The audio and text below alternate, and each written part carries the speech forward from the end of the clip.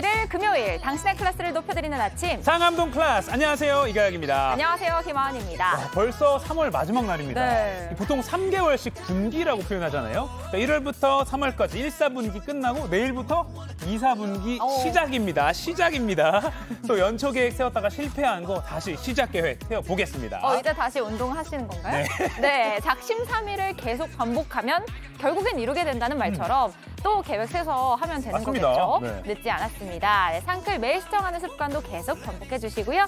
어제 본방사수 인증해 주신 분들 중에서 2분 저희가 또 뽑았습니다. 짠! 네. 자, 이렇게 오늘도 인증사진 찍어서 여러분의 페이스북이나 인스타그램에 올려주시면 2분 뽑아서 영화 관람권 보내드리겠습니다. 샵 상암동 클래스 해시태그 꼭 붙여주세요. 네, 그럼 오늘 날씨부터 또 주말 날씨까지 함께 챙겨보겠습니다. 자, 김민지 기상캐스터. 오늘도 날이 좀 따뜻한 것 같아요. 주말에 또 어떨까요? 네, 3월 마지막 날인 오늘과 주말에는 5월 중순 같은 날씨 보이면서 따뜻하겠습니다. 특히 남부지방은 한낮 기온이 25도를 웃도는 곳이 많겠고요. 광주는 27도까지 쑥 올라서 완연한 봄 날씨가 예상됩니다.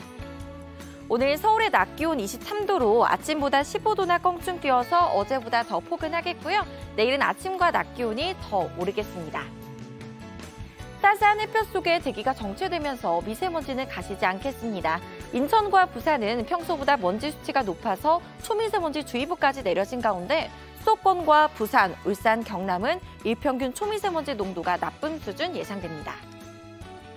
대기의 건조함은 나날이 극심해지고 있습니다. 현재 강원 영동을 비롯해 전국 내륙까지 건조특보가 확대됐습니다. 낮에는 강풍까지 불어서 산불이 나기 쉽기 때문에 주의가 필요하겠습니다. 오늘은 고기압의 영향 아래 전국이 맑겠고 제주는 오늘 오전까지 약한 빗방울이 떨어지겠습니다. 현재 서울, 전주 8도, 창원 10도, 부산 16도로 벌써 두 자릿수 기온까지 올라온 지역도 있습니다. 낮 기온은 대전, 대구 25도, 창원 24도로 평년보다 5에서 9도가량 높겠습니다. 당분간 낮과 밤의 기온차가 20도 이상으로 크겠고요. 다음 주 화요일과 수요일 사이 전국에 단비가 내릴 전망입니다. 날씨였습니다. 생방송 상암동 클래스 네이버 뉴스와 유튜브 JTBC 뉴스 채널에서도 실시간으로 보실 수 있습니다. 자, 금요일 아침 교통 상황 알아보겠습니다. 한국도로공사 나와주세요. 오전 7시와 9시 사이 출근 정체는 보통 상승 곡선을 그립니다. 그리고 오늘도 어김없이 한강 주변의 정체가 빠르게 늘고 있는데요. 강변북로 구리 방향으로는 행주대교부터 막히기 시작해 성산대교를 거쳐 동작대교까지 아주 긴 구간 속도 내기 어렵습니다. 해당 정체 구간 통과하려면 55분 정도는 잡아주셔야겠습니다. 분당구에서 서울 도심으로 빠지는 차도 참 많습니다. 분당 수서로는 청담대교 방향, 보고 계신 수서 나들목 일대 혼잡하고요. 마찬가지로 용인 서울서는 서울 쪽으로 서분당과 서판교 사이 부분적인 정체 감안하셔야겠습니다. 1번 경부선 서울 쪽으로도 도심 구간 혼잡합니다. 서초구 양재동 일대 특히나 꽉 막히는데 판교 분기점부터 반포까지 42분 이상 필요하고요. 반대 부산 쪽으로는 경기권 정체가 길어지면서 특히나 오산과 남사 사이로 속도 내기 버겁습니다. 전좌석 안전띠 착용 잘해주시고요. 지금까지 고속도로 교통방송이었습니다. 미국 기자가 러시아에서 간첩 혐의로 체포됐습니다. 냉전 이후 첫 번째 사례입니다. 검찰이 이른바 계엄령 문건 작성 지시 혐의를 받는 조현천 전 기무사령관에 대해 구속영장을 청구했습니다. 전두환 씨의 손자 전우원 씨가 전 씨가 처음으로 오늘 5.18 피해자와 유족을 직접 만나 사과합니다. 용서를 구하라는데 광주 시민이 그것을 안 받아들이는 것은 그건 말이 안 된다고. 국내 최대 모터쇼 2023 서울 모빌리티 쇼가 개막했습니다. 신기술, 신차 소개해드립니다. 머니클래스, 똑같은 걸 더 싸게 사는 똑똑한 소비자, 체리 슈머가 되는 비법 전해드리고요. 상클 초대석, 영화 웅남이를 연출한 코미디언 출신 박성광 감독 모시고 영화 제작 뒷이야기 들어봅니다.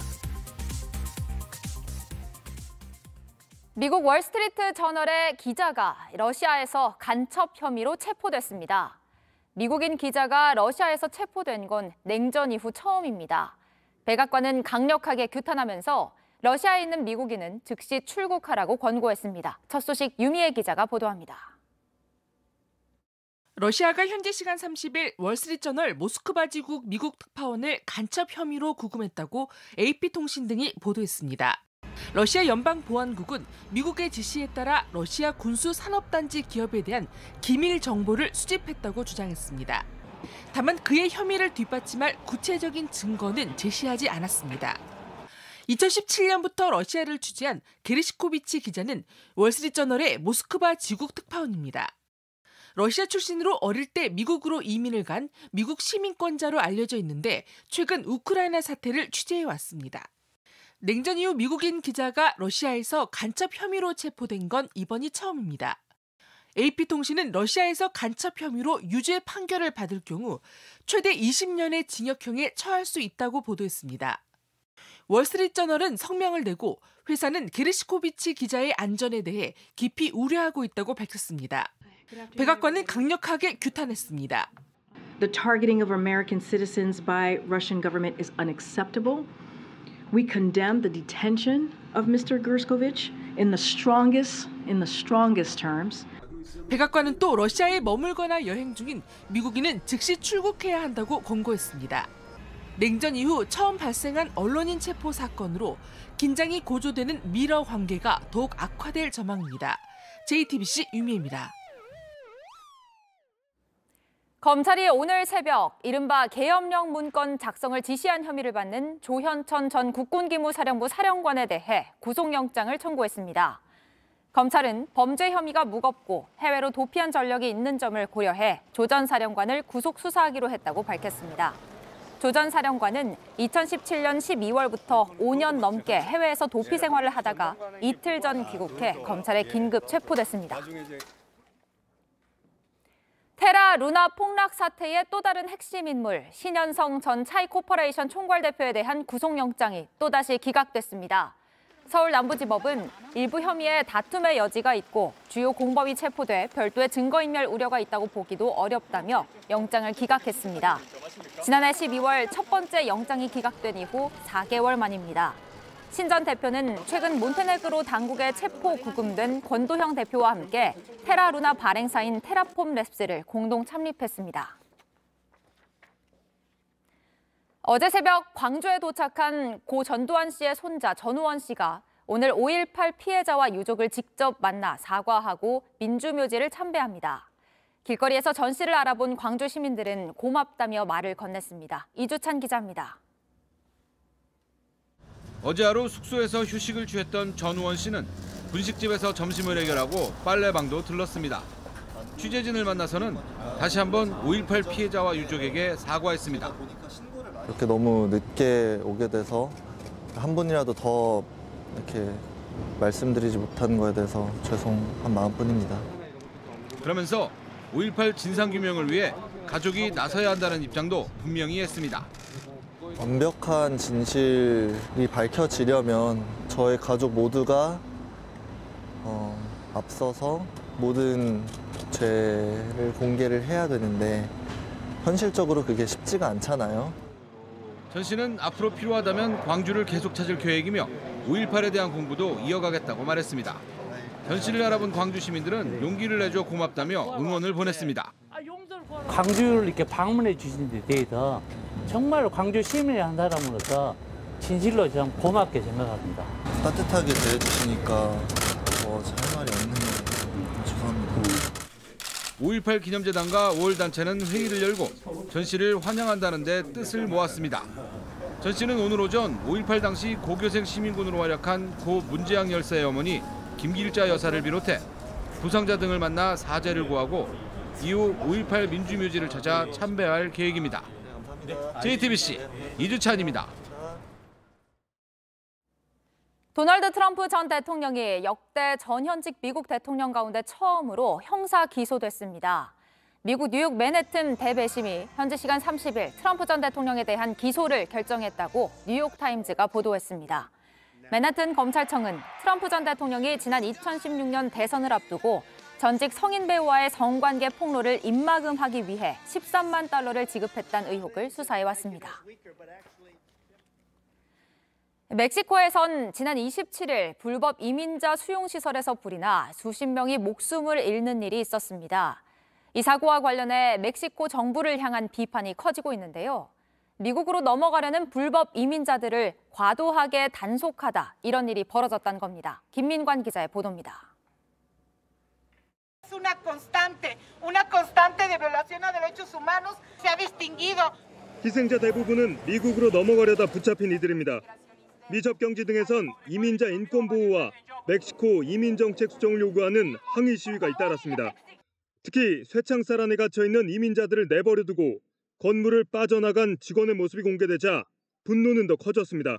A todas esas personas que estuvieron ahí, que fallecieron, les pudieron abrir la reja porque son ni metros. 이민자들이 참사를 자초했다는 멕시코 대통령의 발언도 문매를 맞았습니다. del albergue y les prendieron fuego y no imaginaron de que esto iba. 국제인권단체는 성명을 내고 멕시코 대통령이 이민자를 비난하면서 사건의 심각성을 간과하고 있다고 비판했습니다. 멕시코 검찰은 참사와 연관된 사설경비 요원 등 책임자 8명에게 체포영장을 청구하기로 했습니다. JTBC 김민관입니다. 봄바람이 날리며 흩날리는 벚꽃잎이 울려 퍼질 이 거리를 둘이 걸어요. 봄바람이 날리며 흩날리는 벚꽃잎이 울려 퍼질 이 거리를. 네, 두 분 뽑아서 영화 관람권 드리는 생방송 인증샷 이벤트 계속하고 있습니다. 여러분의 인스타그램이나 페이스북에 이 방송 보시는 장면 샵 JTBC 샵 상암동 클래스 해시태그 달아서 올려주시면 됩니다. 네. 자, 오늘 금요일 도시락 이슈 이도성 기자 나왔습니다. 안녕하세요. 네, 유일하게 원샷을 받는 금요일 이도성입니다. 네, 국내외 이슈들을 알기 쉽게 전해드리는 코너고, 이 동료들이 점심시간에 함께 이야기하면 좋을 법한 그런 이슈들을 저희가 정리하는 코너가 도시락 이슈예요. 아니, 왜 도시락을 들고 나오냐 물어보는 사람 많더라고요. 아, 그래요? 네. 그런 컨셉이잖아요. 5달을 했는데 지금 아직도 물어보신단 말이에요? 네, 이제 5달을 했으니까 열심히 하고 알아주세요. 있습니다. 더 분발해 보겠습니다. 네, 첫 번째 도시락 보여주시죠. 첫 번째 도시락 꺼내보도록 하겠습니다. 자, 바로 뒤집겠습니다. 하나, 둘, 셋. 빠밤. 다시 고국품에인데요. 이게 조선시대 후기에 상세한 지리 정보가 담긴 희귀한 대동여지도가 우리나라로 돌아왔습니다. 이 목판으로 찍어낸 대동여지도에 손으로 직접 구체적인 정보를 새겨넣은 모양이었는데요. 일본에 건너갔다가 이번에 환수가 됐습니다. 그 일본에서 누가 이걸 소장하고 있었나 보죠? 네, 맞습니다. 이게 언제 넘어간 건지 정확히 밝혀지지 않았지만 일본에 있던 걸로 확인이 됐는데요. 국외소재문화재재단이 이달 중순 일본의 한 고서점에서 환수해서 어제 처음 공개를 했습니다. 이게 1864년 만들어진 23첩, 23첩짜리 전국 지도인데요. 모두 펼치면은 가로 4m에 세로 6.7m, 엄청난 크기입니다. 이 백두에서 한라까지 우리 산과 강, 들판을 모두 그렸습니다. 좀 가늠이 안 됐는데 이렇게 영상으로 보니까 실감이 납니다. 그림이 아주 생각보다도 자세한데요? 네, 보니까 되게 상세하게 적혀 있어요. 원래 대동여지도는 검은색 목판으로 찍어냅니다. 그래서 한 번에 많이 만들어낼 수는 있지만 이 담을 수 있는 정보에 좀 한계가 있는 거예요. 목판으로 찍어내다 보니까요. 그런데 이번에 환수된 대동여지도는 이 목판본 대동여지도에 색을 덧칠하고 그리고 동여도라는 지도에 담긴 이 영토의 역사와 지도 사용법을 여백 곳곳에 적어놨습니다. 예를 들면은 백두산 주변을 자세하게 저렇게 CG에 보이는 것처럼 그려놨고 울릉도로 가는 배편이 어디서 출발하는지 지금 보는 것처럼 설명이 나오죠. 저렇게 자세하게 표시한 점이 눈에 띕니다. 약간 생활 밀착형으로 더 친절한 지도네요. 친절한 지도죠. 아까 말한 동여도, 이거는 잘 못 들어본 것 같은데 동여도 이건 뭔가요? 동여도라는 게 있는데 김정호가 대동여지도를 만들 때 그 밑바탕이 된 지도입니다. 이 조선 전도를 손으로 그리거나 써서 만든 필사본이에요. 손으로 그린 거예요. 아까 말씀드린 그 목판본은 찍어낸 거고 이게 18,000여 개에 달하는 지명과 조선시대 교통로, 군사시설 등이 빼곡히 담겼는데 이 만든이는 확인되지 않았지만 이게 그림이 비슷하거든요. 그래서 아마 김정호가 만들었을 것이다 이런 설이 지배적입니다. 오, 그러니까 목판으로 찍어낸 대동여지도에다가 동여도에 있는 구체적인 지리 정보를 다 옮겨놓은 거잖아요. 완성본이라고도 할 수 있겠네요. 요즘으로 치면 지도 앱인데 이걸 업데이트한 거죠. 자세하게 업데이트를 해서 이제 완전판 뭐 이렇게 말할 수 있겠는데요. 문화재청은 대동여지도 위에 동여도의 내용까지 필사한 판본이 발견된 게 이번이 처음이라고 밝혔습니다. 그러다 보니까 당연히 학술 가치도 상당하겠죠. 전문가 이야기 들어보시죠. 대동여지도를 만드는 과정, 그런 것들을 찾아내는 하나의 단초를 지금 제공할 수 있고, 더 중요한 거는 다른 목판본에서 울릉도를 멀리 이렇게 배치를 해놨잖아요. 그런 것들이 왜 그와 같은 배치를 김정은을 했는가, 그거에 대해서 여러 논의가 좀 나올 것 같아요. 대동여지도 판본은 이번 환수본을 포함해서 현재 국내외에 38건이 있는 걸로 알려져 있는데요. 이 중에 3건이 보물로 지정돼 있습니다. 아까 동여도 설명하니까 그런 발음을 대동여지도라고 해야 되네요. 큰 대. 그렇죠. 뭐 발음 잘하셔야겠네요. 네네. 대동여지도. 네, 우리 품에 돌아왔으니까 기분이 좋네요. 앞으로도 네. 이렇게 좀 외국에 나가 있는 유산이 우리나라로 많이 돌아왔으면 좋겠다는 생각도 맞습니다. 듭니다. 자, 다음 도시락 열어주시죠. 네, 두 번째 도시락 바로 또 꺼내볼까요? 뒤집어 보겠습니다. 하나, 둘, 셋. 빠밤. 네, 방울토마토. 네, 한 단어를 준비했는데 저도 참 이 방울토마토 좋아해가지고 네. 지난 주말에 마트 가서 사 먹었거든요. 안 좋아하는 음식 없잖아요. 아, 그렇긴 하죠. 근데 특히 좋아해요. 맞아요, 왜냐면 방울토마토. 사무실에 그 쌓아놓고 이불기나 먹잖아요, 책상에 가끔씩. 늘 네, 쌓아놓고 쌓아놨어요. 먹는데 이게 그런데 최근에 방울토마토를 먹고 구토나 배탈 증세를 보였다는 신고가 이어져서 정부가 조사에 나섰다고 합니다. 방울토마토를 먹고 배탈이 나는 건 사실 드문 일인 것 그렇죠. 같거든요. 그런데 이번에 그런 일이 발생을 했는데요. 저는 사실 먹고 멀쩡했는데 뭔 일인가 싶어 저도 좀 찾아봤거든요. 이 지난주에 서울의 한 초등학교에서 집단 배탈 환자가 발생했고 지난달에는 한 대형 할인점에서 이 방울토마토 맛이 이상하다는 불만이 쏟아졌다고 합니다. 네. 그런데 이게 모두 같은 품종의 방울토마토였습니다. 아니 애들이 많이 먹는데 조심해야겠어요. 저도 아이들 토마토 건강이 좋으니까 저희 그렇죠. 과추 형도 한마디 했잖아요. 맞아, 맞아요. 아들 늘 먹인다고. 걱정되는데 이게 무슨 방울토마토가 그런 거예요? 저 같은 아이도 방울토마토 많이 먹는데 네. 이게 품종 이름이 HS2106이라는 품종입니다. 좀 기억하기는 어려운데 원인은 토마틴이라는 성분으로 지목됐습니다. 이 토마토가 자랄 때 자연적으로 생기는 성분이고 모든 토마토에 들어있는 거예요. 그런데 이게 성숙 과정에서 자연 분해가 되는데 이 올해 초에 재배를 할 때 날씨가 추워서 원래 성숙되면 사라지는 이 토마틴 성분이 그대로 남은 채로 출고가 됐다는 겁니다. 근데 딱 이 품종에서만 발견이 된 겁니다. 다른 거는 문제가 없대요. 네. 이 품종을 재배한 농가가 모두 3곳인데 한 곳은 이미 폐기를 마쳐서 유통이 되지 않았고 이 나머지 2곳에 대해서도 이 출하 제한 조치 명령을 내리고 자진 회수를 권고했다고 합니다. 그럼 먹으면 어떻게 해요? 일단 시중에 유통되는 방울토마토 중에는 없대요, 그런 게. 그 품종이 안 된 걸로 보여서 먹어도 된다고는 합니다. 다만 만약에 이 품종을 구해서 먹게 됐다. 이 품종이면 문제가 될 수도 있는데 이게 딱 먹었을 때 맛이 다르다고 합니다. 쓴맛이 뭔가 강해요. 이게 너무 쓰다라고 하면은 한 입 베어 물었을 때 바로 뱉어서 버릴 것을 조언하고 있습니다. 만약에 먹어서 구토나 복통 증세가 나타나도 사실 이게 일시적이고 쉽게 회복이 되기 때문에 약을 먹을 필요까지는 없다라고 전문가들이 말하고 있습니다. 다만 증상이 심하다면 병원을 찾는 게 아무래도 좋겠죠. 아직까지 입원 치료를 받은 환자는 국내에는 보고되지 않았다고 합니다. 아무튼 아플 수도 있다니까 걱정이긴 하네요. 네, 만약에 먹었다고 해도 이게 사실 체내에 남는 건 아니고 이 사람 장에서는 흡수가 다 되지 않고 대부분 배출이 된다고 합니다. 그래도 이게 이 토마틴 이 성분을 미워할 수만은 없는 게 이 성분 항암과 항균 또 항염증 효과까지 있어서 신약 후보로 연구되고 있다고 합니다.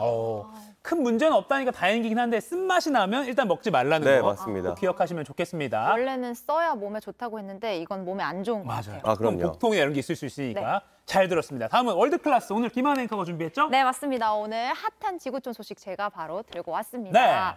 자, 여러분 요즘 중고거래 많이 하죠. 많이 하세요? 그렇죠. 당 그거 많이 하죠. 애기 용품들. 당땡땡땡 네. 많이 하죠. 근데 이 중고거래가 잘만 하면 로또급 횡재를 할 수 있다고 그래요? 해요. 궁금하시죠? 네. 바로 화면으로 만나볼까요? 자, 이 여성 미국에 사는 여성인데요. 카메라 앞에서 지갑을 자랑하고 있어요. 중고로 산 거라고 하는데 마음에 들어 하는 것 같죠? 이게 좀 너무 꼬질꼬질한데 너무 옛날 것 같은데 저거 쓸 수 있는 거예요? 이 지갑을 보자마자 디자인에 확 끌려서 바로 샀다고 해요. 단돈 1달러, 우리 돈 1,300원 정도에 샀다고. 1달러에? 네. 근데 도성 씨가 꼬질꼬질해 보인다고 한 이 지갑 1달러짜리라고 무시하면 안 됩니다. 알고 보니 명품 브랜드였거든요. 이 까로 시작하는 엄청 비싼 그 브랜드 알죠? 까 그거? 네, 그것도 골동품 가치를 지닌 1920년대 제품이었습니다. 100년 전 거예요? 네. 심지어 이 겉에 붙은 장식도 진짜 보석이었어요. 아니 1,300원에 어디서 이런 걸 삽니까? 아무래도 일단은 너무 낡아서 실제로 쓸 수는 없을 것 같긴 하거든요. 네, 이 여성도 그 점에는 공감을 했나 봐요. 지갑을 온라인 중고 사이트에 다시 내놨습니다. 네. 근데 자 여기서 퀴즈 나갑니다. 얼마에 팔렸을까요? 뭐 비싸게 팔렸으면 100배, 1000배? 로또급이라고 했으니까 네, 꽤 비싸게 100배면 한 13만 원. 13만 원? 130만 원? 아, 너무 짜다 짜. 더 비싸요? 무려 7,500달러, 우리 돈으로 970만 원 넘는 가격에 와. 팔렸대요. 엄청난 시세 차익을 얻었습니다. 그렇죠. 아까 1달러에 샀다고 했으니까 1달러에서 7,500달러에 팔았으니까 7,500배. 대박이네요. 너무 부럽다. 부럽죠. 부러우면 지는 거다. 너무 부러워하지 말고 우리도 중고거래 사이트를 좀 잘 살펴봐야 할 것 같습니다. 까 저거 있는지 봐야겠네요. 네. 자, 엄청난 행운의 주인공이 오늘 또 있습니다.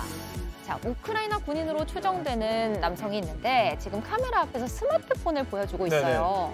자, 근데 저 이상해요. 스마트폰 크게 파손된 모습이죠. 네네. 놀랍게도 전장에서 총탄을 막아낸 스마트폰이래요. 근데 총에 맞아냈는데 앞에는 깨졌는데 뒤에는 또 좀 멀쩡한 것 같고. 관통은 안 했네요. 안 뚫렸네요. 네네네. 이 스마트폰 우리나라 제품으로 알려졌습니다. 우크라이나 군인을 살린 방탄폰이라면서 지금 엄청 화제가 되고 있는데요. 이 군인 뭐 부상을 당한 듯 침상에 누워 있긴 하지만 심각한 상태는 아닌 것 같죠.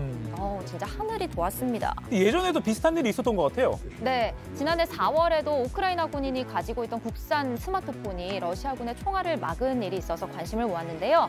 이 두 제품이 같은 회사 제품이에요. 근데 보통 영화에서 보면 동전이나 성경책 이렇게 총알 막아주는데 야, 요즘엔 스마트폰이 저렇게 총알을 야, 대단해. 그래도 케이스는 찢어졌네요, 저렇게. 네네. 지금 기기 한가운데 총탄이 박혀 있는 모습이고요. 천만다행이다. 네, 천만다행입니다. 이게 바로 K 스마트폰의 위력이 위력이네요. 아닐까 싶은데 얼마 전에 그 미국 고속도로에서 큰 사고에 운전자가 크게 다치지는 않아서 그 차가 국산차 소울이 아주 화제가 됐었잖아요.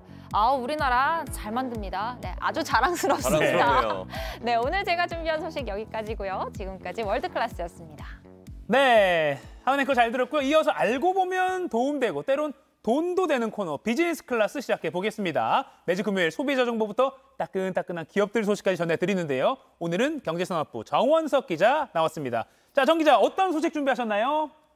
네, 오늘은 세 가지 소식 준비해봤습니다. 먼저 국내 자동차 관련 행사 중에 가장 큰 전시회죠.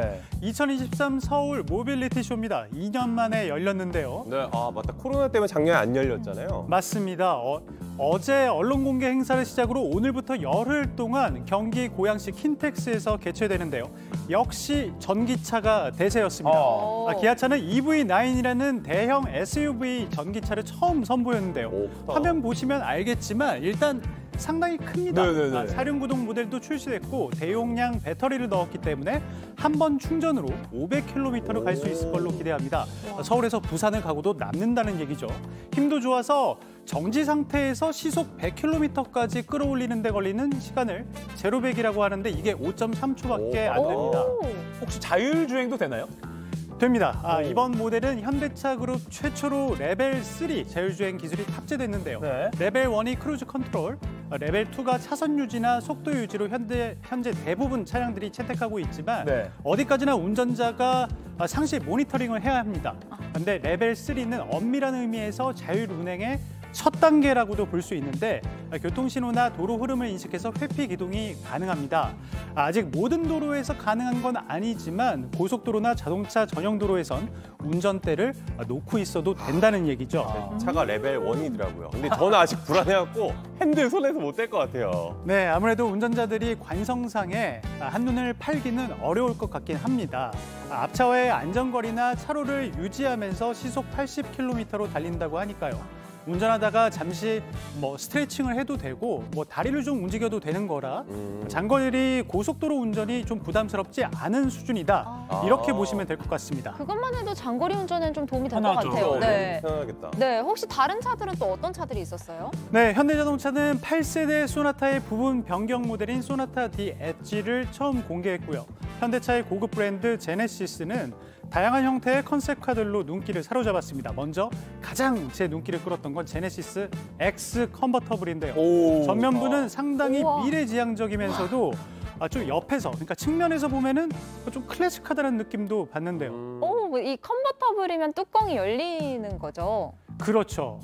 제네시스에서는 컨버터블 컨셉으로는 처음으로 공개한 차이기도 하고 전기차이기도 합니다. 그래서 자동차 매니아들의 관심을 한 몸에 받는 것 같습니다. 해외 차들은 BMW와 미니, 벤츠, 테슬라, 포르쉐 등 주요 차 메이커들은 모두 출품을 했고요. 네. 영국의 오토모티브나 미국의 알파 모터 등 국내에는 처음 선보이는 곳들도 참여했습니다. 아, 네, 서울 모빌리티 쇼 소식 정말 잘 봤습니다. 역시 국산차, 국산 기기들 잘 만듭니다. 네. 또 다른 소식 뭐가 있을까요? 네, 다음은 햄버거입니다. 요즘 햄버거 좀 비싼데? 이렇게들 맞아요. 아마 느끼실 겁니다. 물론 패스트푸드 브랜드마다 알뜰하게 할인받는 방법은 있는데요. 앱 쿠폰이나 뭐 요일 할인 맞아요, 요일. 쿠폰 이런 거 많이 있는데 사실 이렇게 너무 복잡해가지고 다 생각보다 귀찮을 때가 있어요. 막 앱에 들어가면은 막 쿠폰이 막 뭐 이렇게 50개씩 되고 종이 막 눌러야 되고. 쓸 때 한 개도 있고. 예. 근데 그래서 이제 쿠폰을 안 쓴다 그러면 이제 막 단품이 5,000원 넘고 세트는 10,000원이 넘는 경우도 많잖아요. 맞아요. 네. 네, 그래서 버거를 앞세운 전문 식당들은 또 오히려 더 비싼 곳들도 많고 그러다 보니 버거 플레이션 이런 신조어도 나왔습니다. 이런 와중에 한 편의점 버거가 1,000원도 안 되는 가격에 살 수 있다라고 해가지고 관심을 끌고 있는데요. 너무 싼데? 이거 왠지 의심스러운데 너무 싼 거 아니에요? 네, 그래서 직접 한번 사봤습니다. 네. 일단 이 편의점 햄버거가 원래 가격은 4,000원 정도인데요. 그러니까 프랜차이즈의 좀 작은 버거 사이즈 단품 가격이죠. 네네. 포장의 비주얼 나쁘지 않죠? 괜찮아요. 네. 전자레인지에 돌려서 안을 한번 열어봤는데 토마토와 패티, 치즈가 충실하게 들어 있었습니다. 양도 꽤 됐고요. 그렇다 보니 이 햄버거 구하기가 상당히 어려워서 무슨 품절 대란이라고 좀 느껴질 정도였는데 제가 어제 한 6군데 정도로 가봤거든요. 근데 겨우 2개 살 수 있었습니다. 근데 4,000원이라면서 원래. 근데 어떻게 800원에? 네, 이게 할인 신공이 들어갑니다. 먼저 통신사 할인 10%, KT, LG U+ 가능하고요. 그리고 카드 할인 50%, 롯데 BC카드 가능합니다. 마지막으로 편의점 구독 서비스 20% 할인이 됩니다. 도합 80% 할인이 되는 거죠. 근데 저 다 되는 것 같아요. 이거 오늘 한번 가서 해봐야 될 것 같은데 근데 요즘에 버거 진짜 너무 비싸요. 뭐 웬만한 거 10,000원 넘고 그리고 뭐 유명한 뭐 버거는 뭐 10만 원도 넘고 막 그렇잖아요. 하나에 10만 원. 네, 방금 말씀하신 게 이제 고든 램지 레스토랑 버거 얘기죠. 혹시 가보셨나요? 아니요, 못 가봤어요. 아직 못 가봤어요. 한번 사주세요. 네. 고든 램지 버거 세계적으로 유명한 셰프다 보니까 비싸더라도 사람들이 몰립니다. 맞아요. 줄 엄청 그런데 줘요. 조금 더 소비자에게 친근하게 다가가보자 고든 램지 버거의 캐주얼 버전이 나왔습니다. 고든 램지 스트리트라는 이름으로 문을 열었는데요. 점심 때는 대략 지금 한 20에서 40분 정도 대기를 해야 된다고 해요. 저희도 어제 한번 주문을 해봤는데 단품이 10,000원대, 세트는 2만 원 초반 정도의 가격이라 SPC의 쉐이크쉑의 가격대를 벤치마크하고 있었습니다. 배가 고픕니다. 햄버거 들으셔야죠. 네. 다음 소식 전해주시죠. 네, 마지막 소식은 대형마트 영업시간입니다. 대형마트별로 영업시간이 소폭 조정되는데요. 이마트는 4월 3일부터 전 영업점에 대해 영업시간을 오전 10시부터 밤 10시로 조정합니다. 기존에는 밤 11시까지였으니까 1시간 줄어드는 겁니다. 홈플러스도 4월 10일부터 시범적으로 전체 점포의 20%의 영업 종료 시각을 오후 10시로 조정합니다. 나머지 점포로 확대할 가능성이 크다고 볼 수 있습니다. 뭐 사실 밤에 대형마트를 그렇게 뭐 잘 가게 되진 않는 것 같아요. 네, 이마트에 따르면 오후 10시 이후에 점포를 찾는 고객 비중이 2020년엔 4.4%였는데 지난해에는 3%까지 감소했다고 합니다. 이미 편의점과 대형마트의 매출 규모가 2년 전에 역전이 됐죠. 지난해에는 유통업체 연간 매출에서 편의점 3사가 16.2%, 대형마트 3사가 14.5%로 격차는 더 벌어졌거든요. 결국 대형마트들이 비용 절감에 나선 거라 볼 수 있는데 고객들에게는 피크 시간대인 저녁 7시에 맞춰서 다양한 이벤트도 준비 중이라고 하니 퇴근길이나 퇴근 이후 마트를 찾는 고객을 확실히 유치해 두려는 것으로 보입니다. 지금까지 금요일마다 찾아오는 비즈니스 클래스였습니다.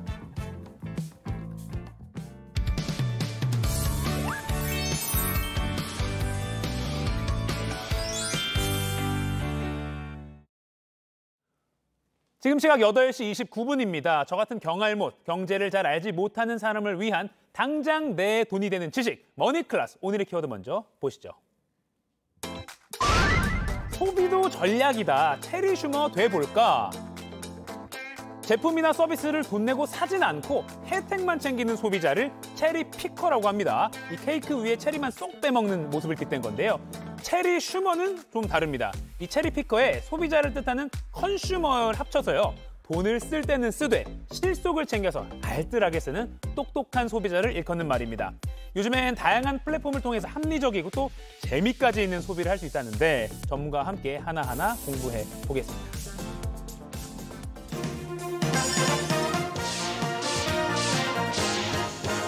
부자 되는 개념 쏙쏙 알려주는 손희의 금융 크리에이터와 얘기 나눠보겠습니다. 안녕하세요. 안녕하세요. 자, 우리 매주 돈이 되는 정보를 잘 알려주시지만 제가 오늘은 와 진짜 이거는 바로 방송 끝나고 하면 되겠다 싶은 알뜰 정보더라고요. 네. 그 어떤 플랫폼을 이용하면 당장 커피나 뭐 치킨 이런 거 저렴하게 사 먹을 수 있다고요? 네, 맞습니다. 요즘에 정말 많이들 이용하시는 중고 거래 플랫폼 당근마켓 있죠. 여기에서 우리가 물건을 사고 교환을 하는 것처럼 네. 기프티콘, 우리가 상품을 교환할 수 있는 쿠폰을 사고 팔 수 있는 플랫폼들도 있습니다. 대표적으로 니콘, 네콘, 팔라고, 그리고 기프티스티 그런 이런 상품들, 이런 플랫폼들이 있는데요. 우리가 뭐 생일이라든지 특별한 날에 가족들에게 기프티콘을 굉장히 많이 받잖아요. 네.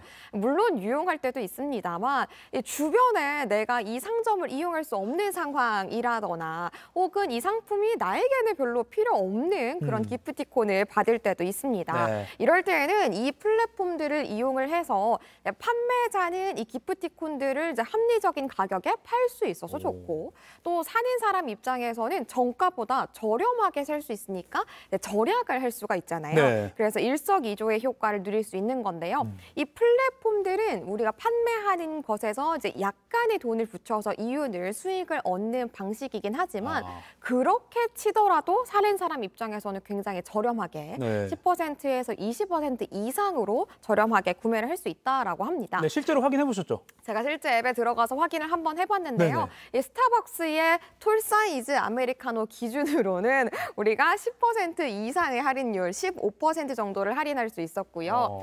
교촌, 오리지널 외지 감자, 그리고 투썸 플레이스에서는 10%의 할인율, 심지어 영화 관람권은 31%나 할인해서 우리가 관람을 할 수가 있더라고요. 아니, 요것들이 지금 생일 선물로 자주 주고받는 것들이에요. 맞아요. 그 기프티콘. 네. 그렇군요. 뭐 예를 들어서 CGV 주변에 없다. 그럼 판매해서 롯데를 간다거나 이렇게 하면 되는 거인 거죠. 그렇군요. 누이 좋고 매부 좋은 상황이라고 할 수 있는데. 맞습니다. 또 이런 플랫폼 뭐 더 있을 것 같아요. 있습니다. 네네. 우리가 공구라고 부르는 공동구매가 있잖아요. 이 공동구매를 어떤 플랫폼을 통해서 하는 방법들도 있습니다. 네. 대표적으로 올웨이즈라는 플랫폼이 있는데요. 여기에서 우리가 플랫폼 상에서 지인들끼리 모여서 공구를 하는 것도 가능하고 나 이 상품이 필요한데 혹시 공구 원하는 다른 사람 있는가? 한번 들어가 볼까라고 해서 공동구매도 가능해요. 예를 들어서 이 상품 같은 경우에는 뭐 70%, 60% 이렇게 할인을 받을 수 있는 거고요. 네. 대부분 과일이나 채소 등이 주로 다루는 상품들이라고 합니다. 이때 이어서 우리가 구매하고자 하는 소비자들 그리고 생산자들을 바로 연결을 해주는 방식이라서 중간 유통 마진을 줄여서 할인을 해주는 방식이라고 합니다. 네. 그래서 적게는 20%, 많게는 60% 이상까지 할인을 받아서 요즘 정말 많은 분들이 이렇게 공동구매를 특정 플랫폼을 통해서 많이를 한다고 하시고요. 네. 근데 나는 어플을 새로 까는 것도 좀 귀찮고 플랫폼 찾기가 좀 어려울 것 같아 라고 하신다면 굳이 새로운 플랫폼 찾지 않으시더라도 기존에 많이들 이용하시는 어플리케이션에서도 공동구매 서비스를 하실 수가 있습니다. 뭔가요? 예를 들어서 제가 아까 당근마켓을 예로 들었었잖아요. 네네. 이 당근마켓에서도 우리가 같이 사요라는 서비스를 제공을 하고 있는데요. 같이 사요. 맞습니다. 말 그대로 뭔지 알 것 같아요. 네. 여기에서 공동 구매를 하는 것도 가능하고요. 요즘 또 배달비가 워낙 비싸잖아요. 그래서 같이 사요 서비스를 활용을 해가지고 우리가 특정 배달비가 비싼 상점에서 음식을 시켜 먹을 때 여러 집이 모여서 같이 배달을 시키고 이제 특정 장소에 만나서 이렇게 나누는 방식이라고 합니다. 그리고 또 배달의 민족이나 쿠팡이츠 등에서도 자체적으로 공동 구매 서비스를 제공을 하고 있습니다.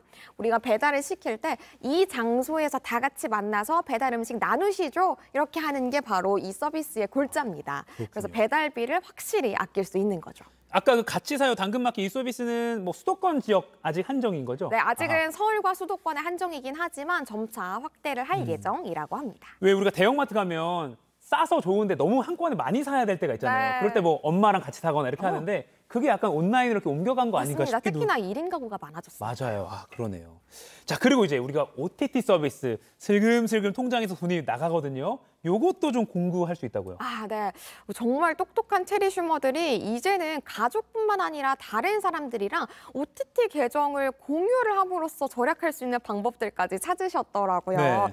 근데 이거 친구들이랑 나누면 되는 거 아니야? 라고 생각하실 수도 있지만 주변에 OTT 계정을 공유할 만한 친구를 찾지 못할 수도 있고 그렇죠. 또 친구들마다 선호하는 OTT 플랫폼 자체가 다를 수도 맞아요. 있잖아요. 이럴 때는 OTT 계정을 공유할 수 있는 플랫폼을 활용해가지고 우리가 구독료를 아낄 수가 있는 건데요. 네. 대표적인 OTT 계정 공유 사이트인 피클 플러스를 예시로 한번 보도록 하겠습니다. 여기에선 넷플릭스, 왓챠, 디즈니 플러스 등등을 공유할 수 있는 건데요. 예를 들어서 넷플릭스를 제가 혼자 이용을 한다면 네. 17,000원을 혼자서 부담을 해야 되지만 계정 공유를 한다면 4,250원에 제가 이용을 할 수 있는 거기 때문에 네. 무려 75%를 할인을 받을 수 있는 그러네요. 겁니다. 그런데 넷플릭스는 이제 공유 못하는 거 아니었어? 라고 맞아요. 생각하실 수도 있어요. 네네. 근데 공유 자체가 막힌 게 아니고요. 가구 외의 사람들과 공유하는 걸 막겠다. 이걸 유료화하겠다라는 거기 때문에 이용 가능하십니다. 하지만 일정 부분 가격이 조금 더 올라갈 가능성은 아직 있습니다. 근데 이게 높아심에 지금 질문을 추가로 드리면 이게 법적으로 계정 공유하는 게 좀 문제가 될 소지는 없나요? 네, 제가 결론적으로 말씀드리자면 아직까지는 합법입니다.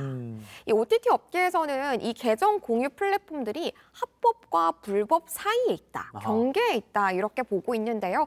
전 세계적으로 이 OTT 계정 플랫폼에 대한 규정이 명확하게 없습니다. 네. 그래서 불법이라고 보기는 어렵고요. OTT 플랫폼들은 이 부분에 대해서 법적 검토를 하고 있다라고는 하지만 네. 불법은 아니다라고 보는 목소리가 상당히 많습니다.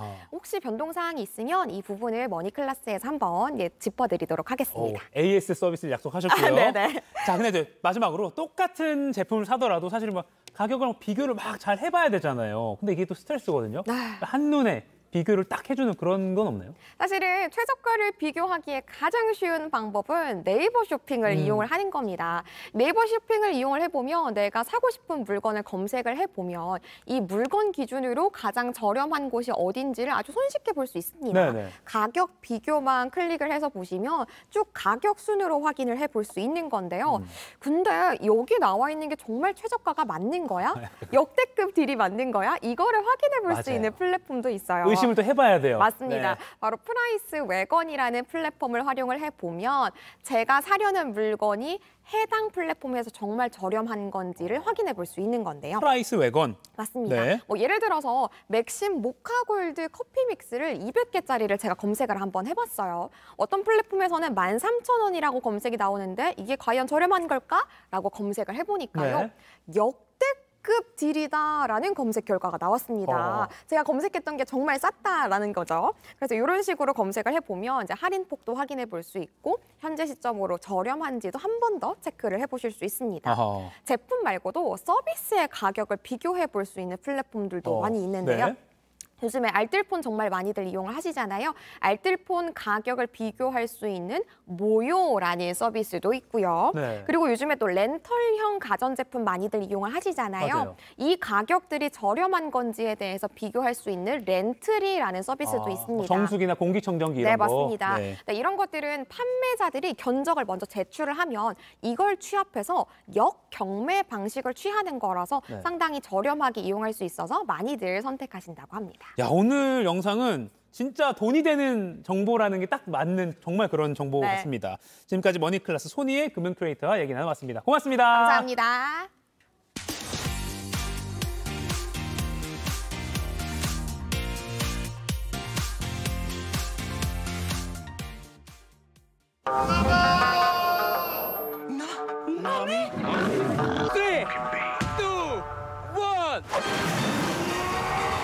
저것은 사람인가 곰인가?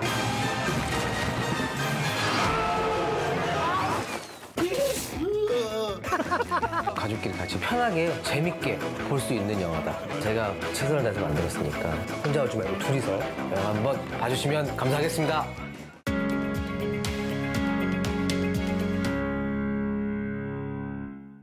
심영래, 이경규 씨 다음으로 또 한 명의 개그맨 출신 영화 감독이 탄생했습니다. 자, 영화 웅남이 연출로 이른바 개감독의 계보를 잇는 박성광 감독. 오늘 상글 초대석에 모셨습니다. 네, 안녕하세요. 안녕하십니까. 네, 안녕하십니까. 반갑습니다. 우선은 당연히 축하드려야 될 것 같아요. 네. 뭐 단편 영화로 그렇죠. 앞서 3편에 데뷔를 하셨지만 상업 영화 데뷔는 이번이 처음이잖아요. 네, 맞습니다. 축하드립니다. 아, 예. 감독님 축하드립니다. 네. 아침 생방송은 많이 안 하시죠? 처음이에요. 그래서 지금 이 시간에 깨어있는 것도 얼마 만인지 모르겠습니다. 아유, 감사해요. 감사합니다. 잘 케어해야 될 것 같아요. 지금 헛소리 할 수도 있으니까. 네. 생방이라 네. 어떻게 주워 담을 수 있을지 한번 네, 알겠습니다. 네. 아니, 영화 웅남이가 3월 22일에 이제 개봉을 했고 개봉 첫날 박스오피스 2위가 됐어요. 혹시 네. 예상을 하셨나요? 뭐 예상까지는 전혀 못했고요. 근데 생각보다 많은 분들이 또 사랑을 해주셔가지고 좀 깜짝 놀랐습니다. 그때. 그래서 근데 이제 앞으로가 더 지금 뭐 첫날은 2위지만 앞으로가 더 올라갔으면 좋겠다는 마음이 더 컸죠. 네. 그럼 막 매일매일 확인하세요, 수치를? 어쩔 수 없어요. 저희도 제가 매일매일 안 보더라도 주변에서 이제 먼저 얘기해줘요. 그렇군요. 다 확인하시잖아요. 상클 시청률. 어떻게 나왔나. 맞습니다. 야, 쪼는 거 아시죠? 이렇게. 스크롤에. 연기 역시 또 보여주셨습니다. 네. 근데 또 좋은 소식이 이 텐션 좀 너무 높나요? 아니요, 더 좋습니다. 높아도 돼요. 아, 네. 너무 좋습니다. 텐션 올리셔서 이제 하루 시작하셔야 돼요. 아, 맞습니다. 너무 좋습니다. 네. 또 좋은 소식이 웅남이 판권이 50개국에 판매가 됐다고 해요. 맞아요. 그게 전 또 깜짝 놀랐어요. 그리고 4월에는 베트남, 대만에서 개봉 앞두고 먼저 개봉하고요. 있는데 예. 해외에서 관심이 뜨거운데 일단 그건 또 소감 어떠세요? 저는 개인적으로 이제 이거는 대부분의 영화가 그렇게 잘 팔리는 건가라고 저는 처음이니까 물어봤더니 이건 흔치 않은 뭐 경우다라고 말씀하셔가지고 아직 얼떨떨합니다. 도대체 뭘 보고 내가 해외에서 그렇게 유명했나? 배우를 보고. 그렇죠. 정확해요. 저 물어봤더니 배우 때문에. 예. 왜냐면 뭐 여면 선배님도 이제 세계적으로 또 유명한 배우님 되셨고 이희경님도 그렇고 뭐 박성우님도 그렇고 전체적으로 배우님들이 너무 좋다 보니까 저의 역량은 아직까지 겸손히 말씀해 주셨는데 그럼 뭐 해외에 나가실 일정도 이제 좀 슬슬 계획하시겠네요. 이제는 이제 짜겠죠. 지금 이제 국내에 집중을 하고요. 네. 아직 이제 1주차 조금 넘었기 때문에 많은 분들이 아직 못 봤습니다. 혹시 영화 보셨나요? 저희는 오늘 보려고 합니다. 정말로. 내가 다들 어디 이제 홍보 가면 제가 오늘 보려고요. 그래서 못 봤다고 하는데 인증샷 남기겠습니다. 혹시 다 이런 학습을 하시나요? 모든 MC분들이. 다른 거 물어보세요. 오늘 바로 다 이렇게 하시더라고요. 근데 진짜 볼 거면 오늘. 네, 이게 직접 각본까지 쓰신 영화잖아요. 네. 그래서 저는 개인적으로는 이 박성광 씨의 그 코드가 해외에도 통하는 게 아닐까라는 생각을 하긴 그럴 수 있죠. 했었는데 근데 어쨌든 이 웅남이가 단군 신화를 모티브로 한 영화입니다. 그래서 감독님과 오랜 인연이 있던 박성웅 배우가 이제 마늘과 쑥을 먹고 곰에서 사람이 된 최초의 인물, 이 웅남이 역할을 맡았단 말이죠. 네네. 근데 원래 처음부터 이 박성웅 씨를 염두에 두고 쓰신 거라고요. 네. 웅자 들어가서? 웅자 들어가려면 임영웅 씨도 있고, 그러네요. 조진웅 씨도 있고, 그러네요. 꽤 계시잖아요. 뭐 웅자가 들어가서라기보다 제가 이제 이 원작이 있는데 그걸 보면서 제가 이제 각색을 이제 하기 시작했습니다. 네. 각색을 할 때 저는 이제 약간 르와르와 코믹이 같이 들어간 뭐 그런 영화가 잘 없잖아요. 네. 그래서 새로운 장르를 한번 만들어 보고 싶다는 생각을 했는데 코믹과 액션을 같이 할 수 있는 배우가 누굴까라는 생각했을 때 딱 박성웅 선배님이 생각이 났어요. 그래서 그렇다면은 내가 그래도 이제 친분이 좀 그전에 있었었기 네. 때문에 내가 나중에 시나리오 써서 전달하기도 조금 용이할 거고 여러 가지 이유로 이제 박성웅 선배님 생각하면서 썼죠. 예전에 뭐 오래전 한 14년 전쯤에 대학로에서 처음 만나셨다고 들었어요. 네, 14년 전에 대학로에서 처음 본 건 아니고요. 홍대에서 그때 이제 좀 자주 이제 만났어요. 박성웅 선배님, 허경환 씨랑 같이 만나면서 그냥 친한 선후배 사이였는데 제가 그때 당시 이제 그때 지금은 이제 박성훈 선배님 훨씬 더 유명한 스타지만 그때는 제가 좀 더 스타였거든요. 스타라는 표현이 좀 그렇지만 어쨌든 좀 더 알려져 있어가지고 그때 이제 제가 나중에 저 영화 감독이 될 건데 그때 제가 선배님께 꼭 시나리오 쓸 테니까 같이 하시죠 막 그래도 선배님이 그래. 했거든요. 그래도 그 현실이 약속이 됐어요. 지켜졌습니다. 네. 말한 대로 이루어지더라고요. 그러니까요. 행복하다, 잘 될 것이다면은 그렇게 될 것입니다. 좋은 메시지까지 아침에 주셨습니다. 네. 근데 이제 영화 물론 경험이 많으시지만 상업영화는 처음이시니까 네네. 제작 과정이 순탄치만 않았다고 들었는데요. 어떤 점이 가장 힘들으셨어요? 사실 지금 생각하면은 그렇게 힘들다고 생각이 안 돼. 그때 당시는 되게 힘들었거든요. 근데 지금 와서 생각하면 되게 좋은 시절이었고 행복했던 시절이다. 지금이 제일 힘들어요, 사실. 그리고 지금 이 상황이 하루하루가. 근데 이 순간도 나중에 생각하면 좀 좋았던 추억이었다, 좋았던 시간이었다 생각하지 않을까 싶어요. 방금도 자료화면으로 헤드폰 끼고 이렇게 모니터 앞에 계신 현장 모습도 나왔는데 그렇게 만들 때 이렇게 막 목표를 향해 달려갈 때가 되게 행복하셨다 그런 말씀이시죠? 맞아요. 왜 그때는 찍을 때는 너 지금 이 상황 그래 후반 작업이 있으니까 그냥 막 하자는데 후반 작업 때는 이제 뒤가 없습니다. 그때가 좀 힘들긴 해요. 그때 더 열심히 할 거라는 생각을 하는데 지금에서는 내가 더 이상 할 수 있는 거는 상클 나와서 제발 예매 부탁드립니다. 극장으로 가시죠. 밖에 드릴 말씀이 없네요. 잘 나오셨습니다. 그런 뭐 굴곡이나 또 힘든 상황도 그때 당시에는 힘들다고 느끼셨다고 네네. 말씀을 주셨는데 이 충무로에서 잔뼈가 굵은 배우이자 감독이죠. 그 이정재 씨가 네네. 또 아주 특별한 조언을 주셔서 힘을 얻으셨다고 들었어요. 네. 헤드라인이 이상하게 나갈 수 있겠지만 조언이 아니라 격려? 조언이기보다 이제 격려도 저한텐 격려가 됐지만 이제 어떤 그 모임이 있었어요. 박성훈 선배님 15주년 모임이 있었는데 그 파티 현장에 있었는데 제가 이제 초대받아서 갔는데 그때 이정재 선배님이 나오시더라고요. 내가 오시더라고요. 왕이 될 상인가 하셨나요? 그 저를 만났는데 나는 이정재 선배님이다 하고 보고 있는데 오시더니 박성훈 감독님 이시더라고요. 나를 감독이라고 부르다니. 그러면서 약간 나 더 열심히 해야겠다라고 생각이 들었죠. 그냥 이제 넌지시 건네 말씀인데 그 다가옴 자체가 제 혼자 설렌 거죠, 그냥 지금. 그렇군요. 그 말 한마디 자체가 격려가 됐네요. 그렇죠. 박성관 감독님 하면서 다가오신 스킨십 자체가. 그럼요. 그럼요. 그런데 사실 이제 좀 약간 논란이 아닌 논란도 있었습니다. 네네네. 한 평론가가 이제 평론을 남긴 네네. 게 조금 온라인에서 논란이 됐는데 뭐라고 했냐면 영화계를 여기라고 지칭해서 뭐라고 했냐면요. 여기가 그렇게 만만해 보였을까라고 한 줄 평을 남겼습니다. 온라인이나 그 일부 언론 칼럼에서는 이 평론을 뭐라고 했냐면 텃새와 물에다 또 희극인을 얕잡아보는 풍토다 이렇게 이 평론을 또 비판하기도 했습니다. 그래서 이 평론가는 또 언론 인터뷰에서 나중에 특정인을 비하한다거나 특정 직업의 뭐 계급적 시선을 가지고 바라본 게 아니다. 그래서 박 감독님께 사과하고 싶다라는 언론 인터뷰도 하기도 했습니다. 네네. 지금 이런 일련의 상황들에 대해서는 좀 어떤 생각이 드세요? 우선 저에 대해서 이렇게 또 뭐 평론이나든 뭐 어떻게 갑론을박이 되든 관심이 가져주시는 것에 너무 감사하고 영광이고 워낙 이 질문을 많이 받았어요. 네네.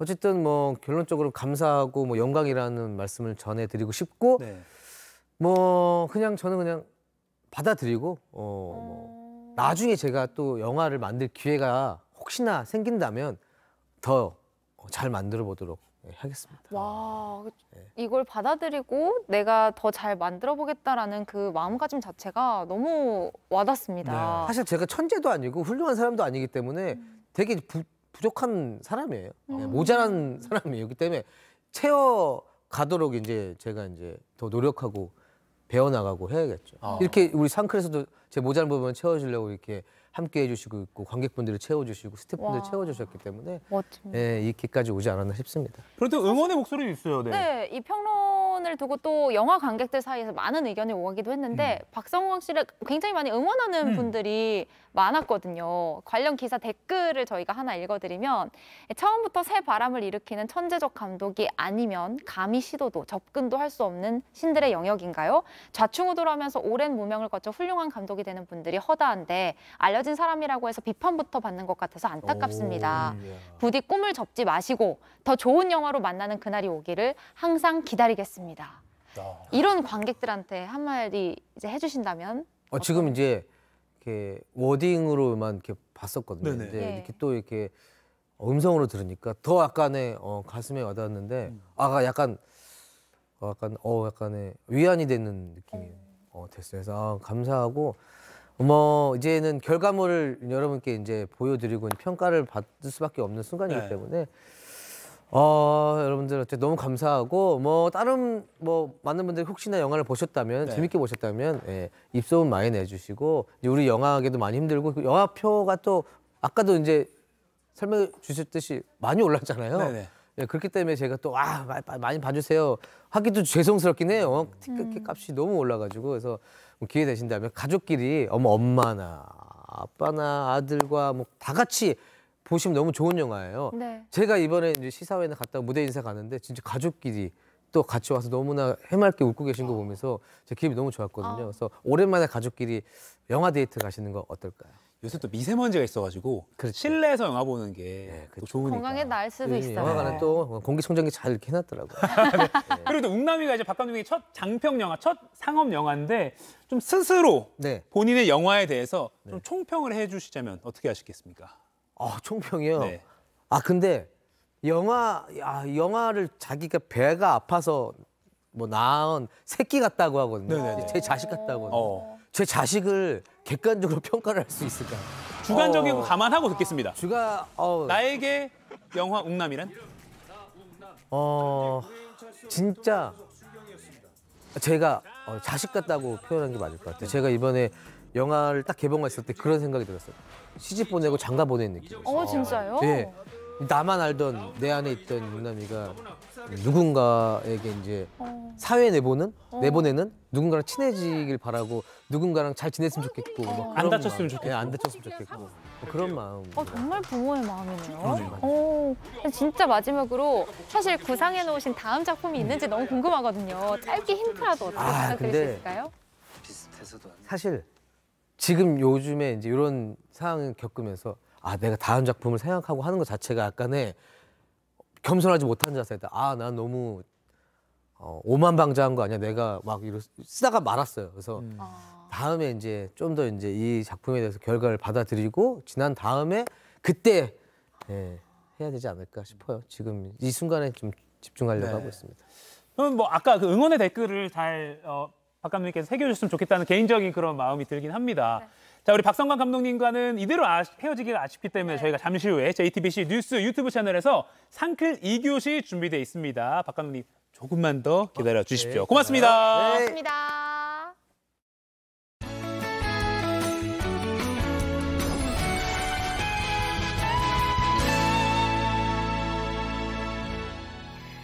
마지막 날인 오늘은 5월 중순 같은 날씨 보이면서 따뜻하겠습니다. 한낮 기온 서울이 23도, 광주 27도까지 껑충 뛰어서 완연한 봄 날씨가 예상됩니다. 다만 내륙을 중심으로 낮과 밤의 기온차가 20도로 커서 환절기 일교차는 주의해 주셔야겠고요. 대기가 정체되면서 미세먼지는 가시지 않겠습니다. 인천과 부산은 평소보다 먼지 수치가 높아서 초미세먼지 주의보까지 내려진 가운데 수도권과 부산, 울산, 경남 지역은 초미세먼지 농도가 종일 나쁜 단계 보이면서 공기가 탁하겠습니다. 대기의 건조함은 나날이 심해지고 있습니다. 현재 강원 영동을 비롯해 전국 내륙까지 건조특보가 확대됐습니다. 낮에는 강풍까지 불어서 산불이 나기 쉽기 때문에 주의가 필요하겠습니다. 오늘은 고기압의 영향 아래 전국이 대체로 맑겠고요. 제주는 오늘 오전까지 약한 빗방울이 떨어지겠습니다. 현재 서울, 청주 9도, 창원 13도, 부산은 벌써 17도까지 올랐습니다. 낮 기온은 내륙을 중심으로 대부분 25도 안팎에 머물면서 다소 덥게 느낄 수도 있겠습니다. 당분간 평년 기온을 웃돌면서 봄 기온은 더 짙어지겠습니다. 다음 주 화요일과 수요일 사이 전국에 단비가 내리기 전까지는 대기는 계속 건조할 전망입니다. 날씨였습니다. 네, 3월의 마지막 날 상필과 함께 1분기 잘 마무리하시길 바라고요. 더 따뜻해지는 이번 주말 2분기입니다. 산뜻하게 시작하시길 바랍니다. 네, 식목일을 앞두고 이번 주말에 나무를 심거나 또 꽃구경 가시는 분들 많으실 텐데요. 큰 일교차 그리고 미세먼지에는 대비를 하셔야겠습니다. 네. 자, 곧바로 유튜브 방송 상클 2교시가 이어지는 날이죠. 웅남이 박성광 감독과 이야기 계속 이어가겠습니다. 네, 촬영 비하인드 스토리 또 박성광 감독 근황까지 알아볼 테니까요. 지금 바로 유튜브 JTBC 뉴스 계정으로 들어오셔서 댓글 지금부터 많이 남겨주십시오. 네, 여러분 그럼 오늘도 상클하세요. 그때 우린 저들 같았을까.